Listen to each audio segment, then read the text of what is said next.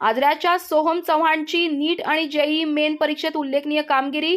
नीटमध्ये 584 गुण तर JEE मेनमध्ये 97.29% NTA score. वैद्यकीय आणि अभियांत्रिकी प्रवेश परीक्षातील यशाबद्दल सर्वत्र अभिनंदन.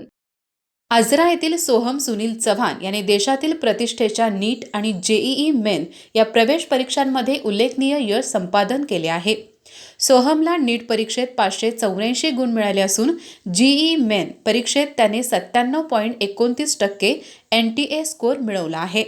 सोहमने प्राथमिक व माध्यमिक शिक्षण आजरा येथील रोझरी इंग्लिश हायस्कूलमध्ये पूर्ण केले. त्यानंतर 12वीपर्यंतचे शिक्षण आजरा महाविद्यालयात घेतले.